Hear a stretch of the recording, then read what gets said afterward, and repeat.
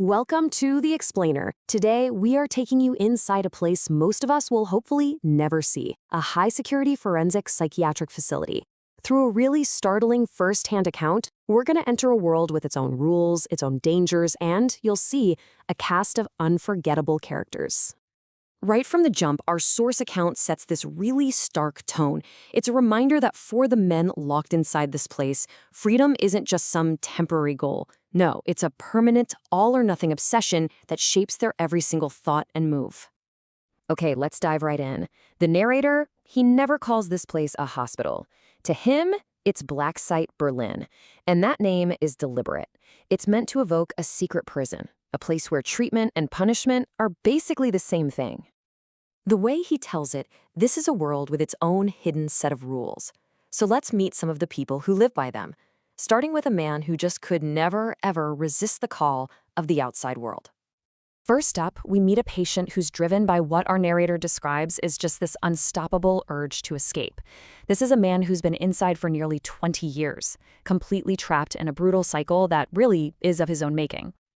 And this timeline, it just shows this tragic, repeating pattern. I mean, think about it.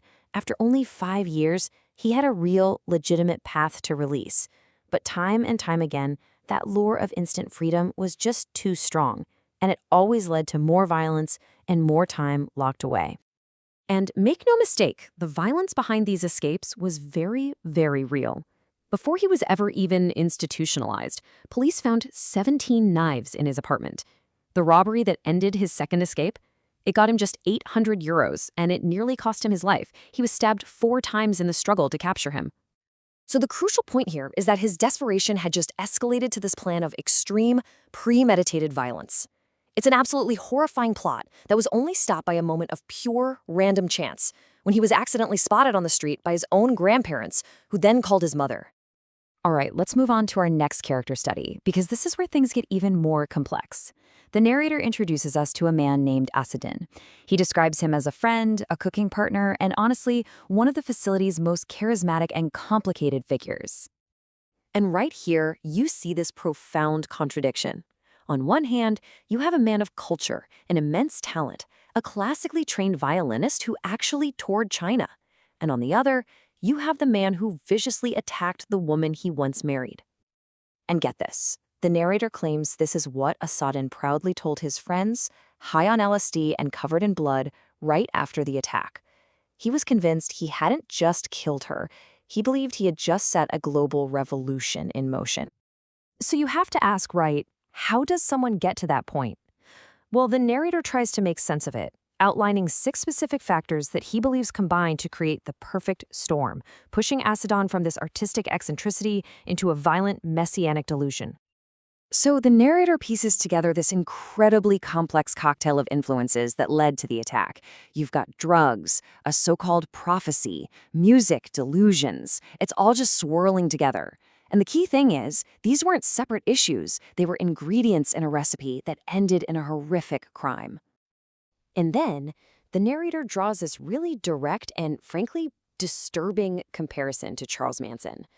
He highlights these shared themes, the LSD-fueled delusions of grandeur, this desire to spark a revolution through murder, and the complex relationships with multiple women. He basically sees Assadin's personal plan as a dark echo of Manson's infamous plot. Throughout the account, the narrator details Assadin's growing instability inside the facility, kicking out security windows, meticulously planning escapes. All of these little anecdotes, they set a chilling stage for a shocking real-world event that was about to make headlines. Because on Christmas Eve morning of 2023, the story suddenly leaves the realm of memory and enters the public record. Everything that had been confined to the narrator's account just explodes into reality. The official press release details a violent breakout. The key facts here are just chilling. A 34-year-old patient who matches Assadin's description attacked 2 nurses with a pan and a knife. He then escaped with another inmate and just disappeared into the night. And those are the final, chilling words from the authorities. A public warning that underscores the terrifying reality of the situation. It's such a stark, official contrast to the narrator's more personal portrayal of the man he cooked with every Thursday.